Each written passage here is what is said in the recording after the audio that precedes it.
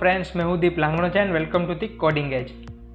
तो last video में हमने बात की थी टाइप कास्टिंग के बारे में और आज की वीडियो में हम बात करने वाले हैं टेकिंग यूजर इनपुट के बारे में।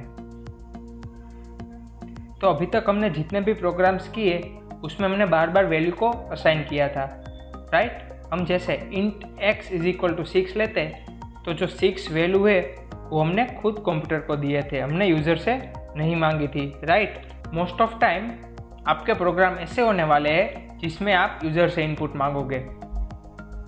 जैसे कि आप एक प्रोग्राम बनाते हैं सिंपल इंटरेस्ट निकालने का, ठीक है। तो सिंपल इंटरेस्ट निकालने के लिए आपको प्रिंसिपल, रेट एंड टाइम निकालना होगा। तो सिंपल इंटरेस्ट का फॉर्मूला है principal into rate into time divide by 100, right. But आपके सिंपल इंटरेस्ट निकालने में प्रिंसिपल, रेट एंड टाइम की वैल्यू खुद असाइन कर दी कंप्यूटर के अंदर, तो उसमें मज़ा नहीं आएगा ना।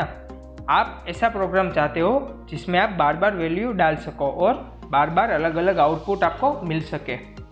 आप चाहते हो कि कंप्यूटर को इनपुट दो, आप चाहते हो कि कंप्यूटर आपके इनपुट के हिसाब से बिहेव करे। तो हम यूज़र इनपुट कैसे लेते हैं? स्कैनर। तो स्कैनर एक क्लास होती है जावा के अंदर, java.util के अंदर। java.util एक फोल्डर होता है आपका, जब JDK की फाइल बनी तब ये डिफाइन हुआ था। तो उसके अंदर स्कैनर क्लास होती है। अब स्कैनर क्लास के अंदर कुछ अपने अपने फंक्शन होते हैं जिनकी हेल्प से हम यूज़र इनपुट ले सकते हैं।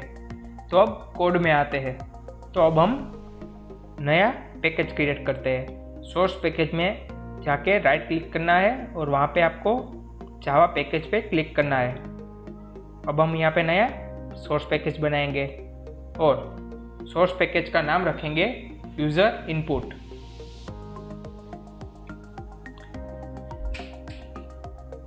ये हमारा पैकेज क्रिएट हो चुका है। अब हम नया क्लास बनाएंगे। तो उसके लिए हमने जो यूज़र इनपुट नाम का सोर्स पैकेज बनाया है वहाँ पे आपको राइट क्लिक करना है और वहाँ पे न्यू में जाके जावा का नया क्लास क्रिएट करना है और हम क्लास का नाम रखने वाले हैं scanner user input. Scanner user input, ठीक है दोस्तों। तो दोस्तों ये हमारा नया क्लास क्रिएट हो चुका है और हमने क्लास का नाम रखा है स्कैनर यूज़र इनपुट। तो हम सबसे पहले यहाँ पे लिखते हैं पब्लिक स्टैटिक वॉइड मेन। अब हम यूज़र इनपुट लेने के लिए क्या करेंगे, ये जो import java.util.scanner है उसको हम अपने प्रोग्राम में इंपोर्ट कराएंगे। तो यहाँ पे लिखेंगे import java.util.scanner। तो इससे क्या होगा कि स्कैनर क्लास होगी जावा के अंदर कहीं ना कहीं, वो इस फोल्डर में होगी, वो आपकी इस फाइल में इंपोर्ट हो चुकी है। स्कैनर क्लास के अंदर जितने भी फंक्शन थे उसका आप फ़ायदा इस फाइल में उठा सकते हो। जावा में ऐसे कई फाइल्स होते हैं जिसको आपने नहीं लिखी होती, जावा वालों ने पहले से ही लिखी होती है। अब सेकेंड स्टेप क्या है, scanner sc = new scanner system.in।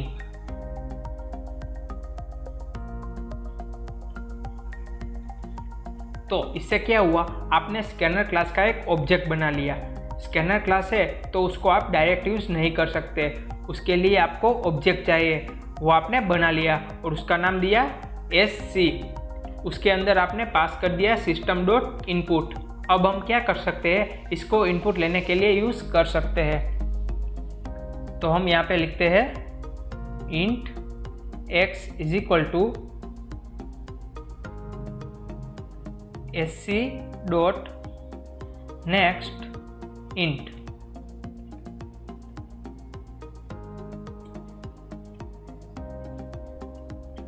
और इसे प्रिंट करा लेते हैं system.out.println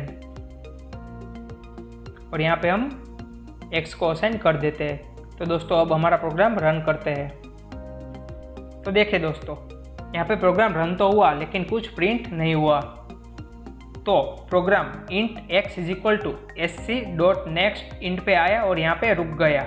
ये आपका वेट कर रहा है कि आप कुछ इनपुट दो और वो उसे x में असाइन कर देगा और उसके बाद वो आगे की लाइन एग्जीक्यूट कर देगा। तो हम यहाँ पे कुछ इनपुट देते हैं 285। तो देखिए दोस्तों, हमारा प्रोग्राम रन हो चुका है। तो आप देख रहे हो कि मैंने x में इनपुट लिया और उसको प्रिंट करा दिया। तो यहाँ पे क्या हुआ, sc.next int है, उसने इनपुट लेने का वेट किया और इनपुट ले लेने के बाद इसने उस इनपुट को x में असाइन कर दिया। ये sc जो ऑब्जेक्ट था वो अपने साथ एक फंक्शन लेके आया नेक्स्ट इंट। तो ये नेक्स्ट इंट क्या करता है, इंटीजर वैल्यू को एक्सपेक्ट करता है। ठीक है, अगर आप इसको इंटीजर के अलावा कोई और वैल्यू पास करोगे जैसे कि a b c d तो ये एरर दे देगा। sc में कई सारे फंक्शन होते हैं, आप डबल वैल्यू भी ले सकते हो, फ्लोट वैल्यू भी ले सकते हो। आप sc.next फ्लोट लेके फ्लोट वैल्यू ले सकते हो, sc.next लॉन्ग लेके लॉन्ग वैल्यू ले सकते हो और sc.next शॉर्ट लेके शॉर्ट वैल्यू ले सकते हो।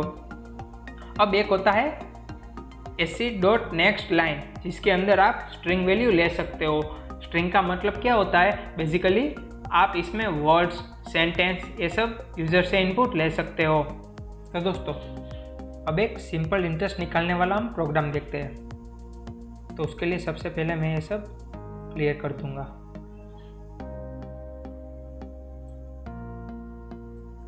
अब सिंपल इंटरेस्ट निकालने के लिए हमको चाहिए प्रिंसिपल, रेट और टाइम।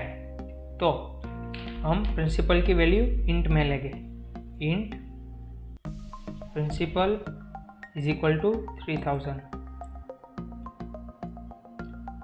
हम रेट की वैल्यू लेंगे फ्लोट में। Float rate is equal to 15.5। तो दोस्तों, अब आप यहाँ पे सिर्फ 15.5 लिखेंगे तो आपका कंप्यूटर ये डबल वैल्यू समझेगा। तो उसके लिए आपको यहाँ पे फ्लोट लिखना पड़ेगा। अब आपका कंप्यूटर समझ जाएगा कि ये हमने जो वैल्यू ली वो फ्लोट में है।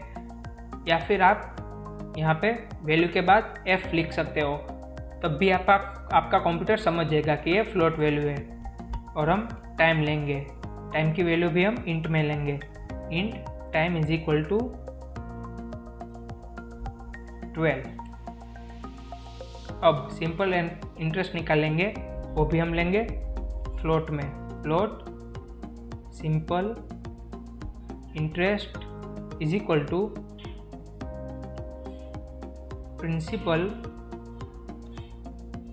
Into rate into time divide by 100। अब इसको हम प्रिंट करा लेते हैं। system.out.println simple interest is. अब हम यहाँ पे सिंपल इंटरेस्ट को असाइन कर देते हैं।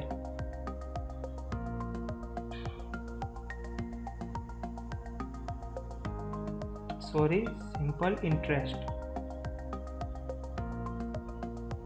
तो दोस्तों, अब हम प्रोग्राम रन करते हैं। तो देखिए दोस्तों, हमारी सिंपल इंटरेस्ट की वैल्यू आ चुकी है और वो वैल्यू है 5580। अब हम यूज़र इनपुट लेके देखते हैं। तो उसके लिए हम सबसे पहले यहाँ पे लेंगे import java.util.scanner और यहाँ पे हम लेंगे स्कैनर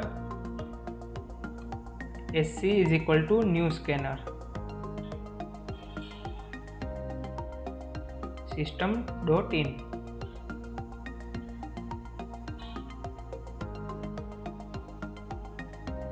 अब हमने जो ये वैल्यू ली है वहाँ पे हम लिखेंगे sc.next int